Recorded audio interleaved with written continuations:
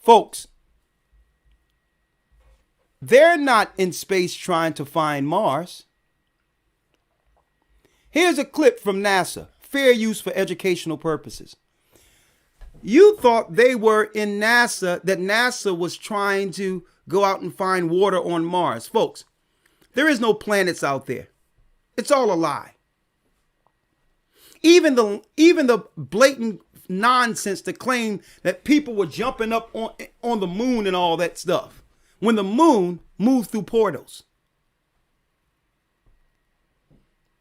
The real reason that there's a space program is to defy Christ and God and get a military out into the sides of the north to war against the celestial, our God.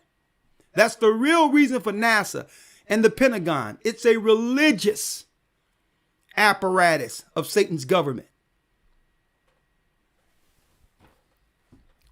Fair use. I'm going to show you their real objective right here. Fair use. Hidden magnetic portals around Earth.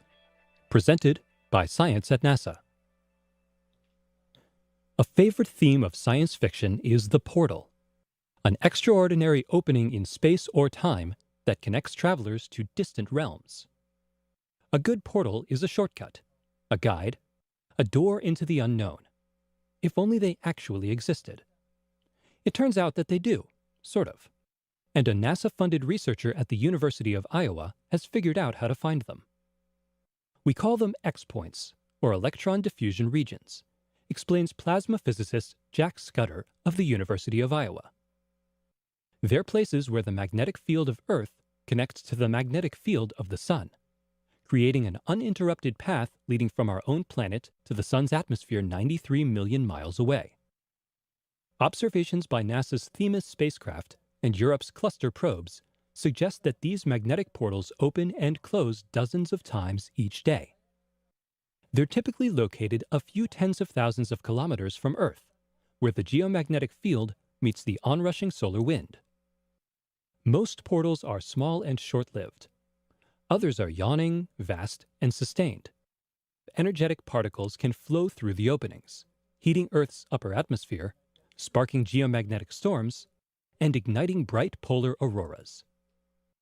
NASA is planning a mission called MMS, short for Magnetospheric Multiscale Mission, due to launch in 2014 to study the phenomenon.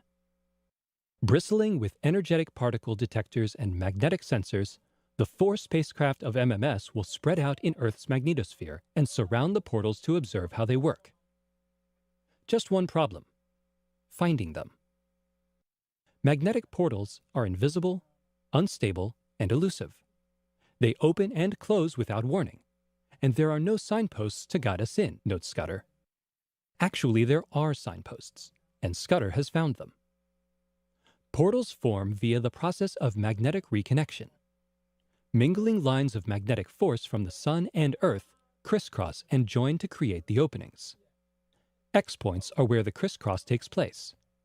The sudden joining of magnetic fields can propel jets of charged particles from the X-point, creating an electron diffusion region.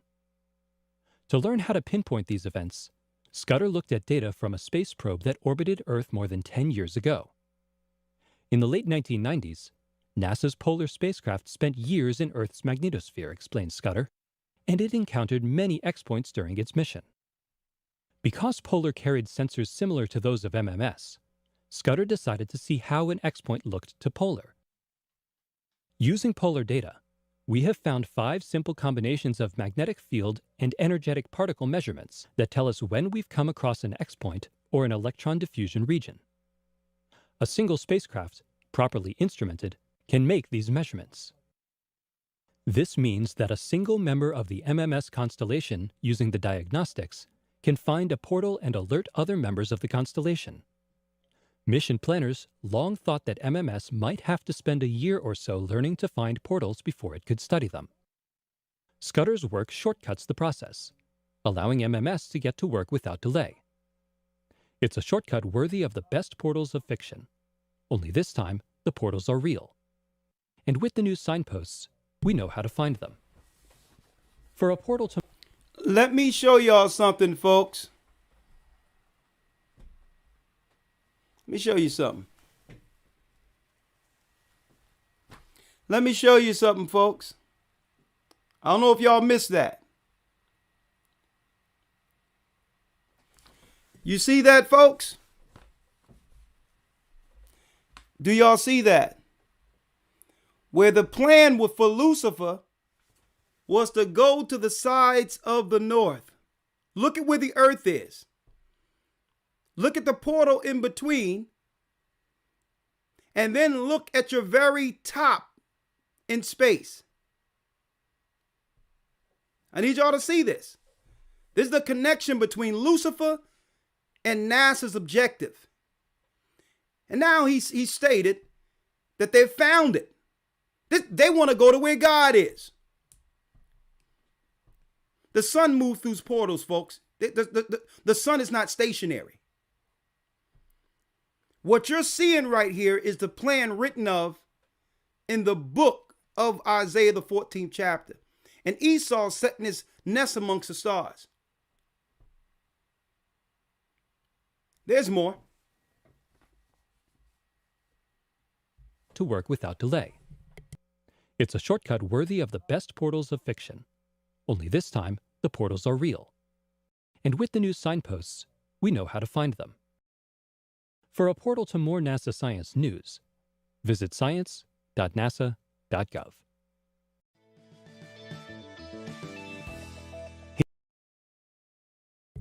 You heard them, folks? And we know how to find them.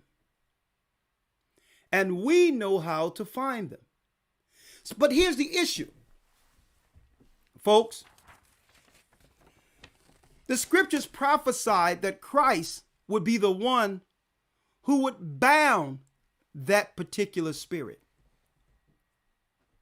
He was prophesied in the heavens, Christ, to come and to eventually bound their God. Hell was made for the fallen ones.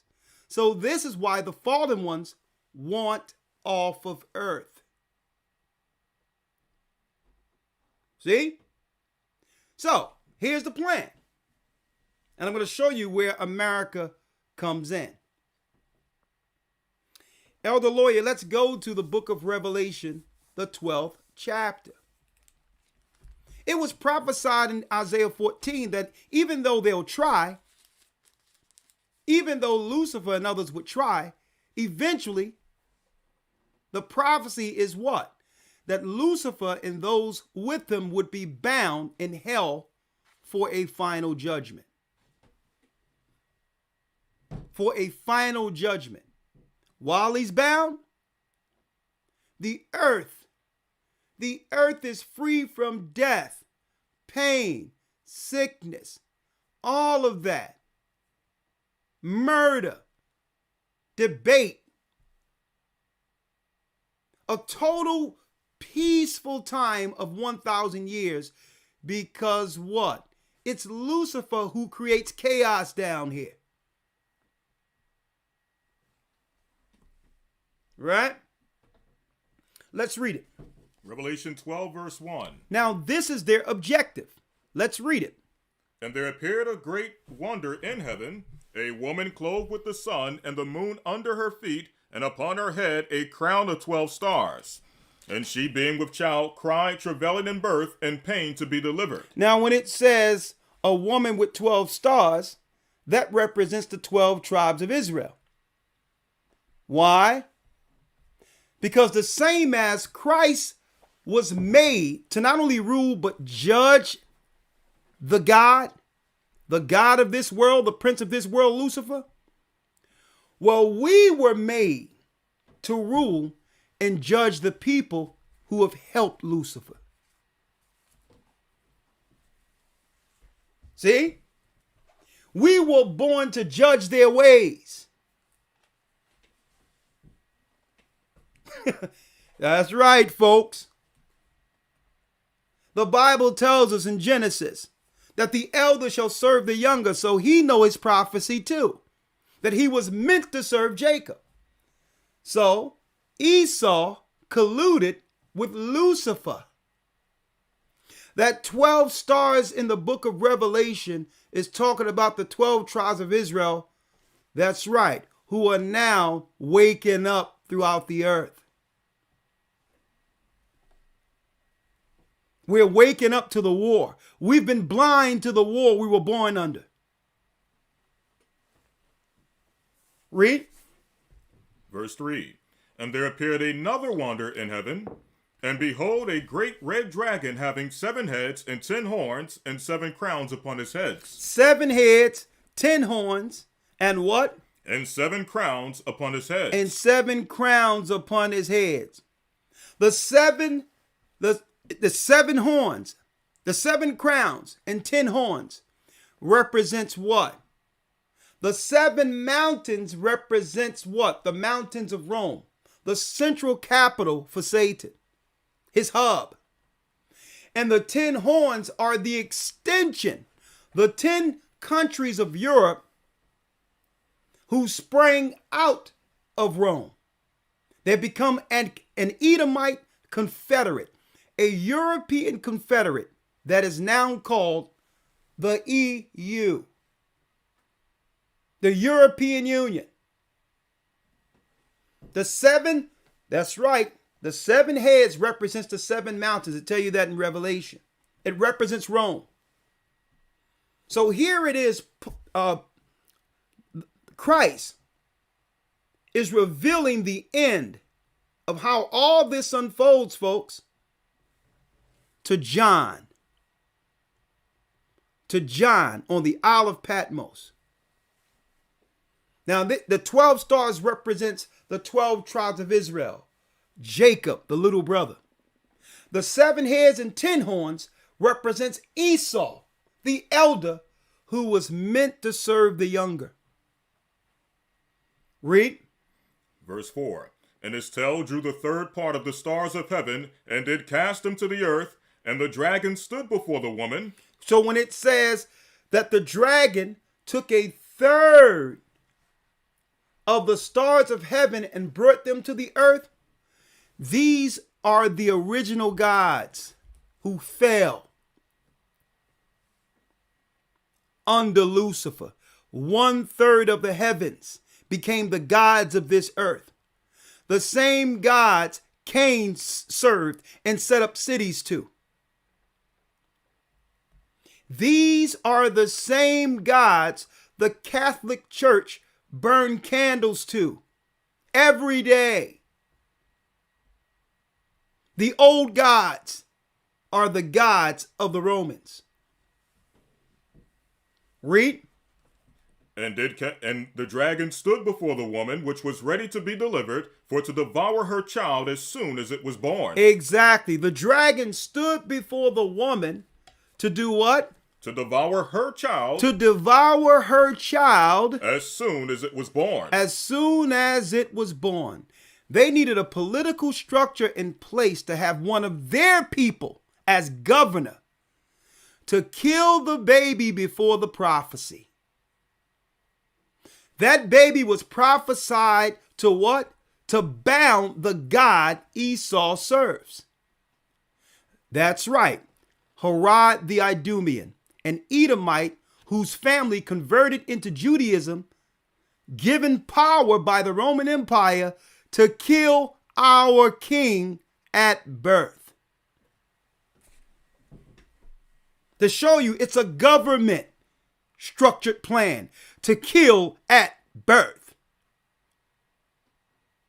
Even today, a right to choose and all that, you would think it was for all people, right? That it's a thing that a woman's choice. But then when you look at it, how many of their women are doing this opposed to the children of Zion? The daughters of Judah. The daughters of Zion who are Judah. That lets you know the concentrated effort. Who's it for? It's the prophecy we're reading right now. They knew that we would live at a time in which the prophets would begin to what? The prophets will be born in this earth out of low means, just like Christ came out of Nazareth. So they had a systematic plan to kill the child from birth, from the womb of the woman.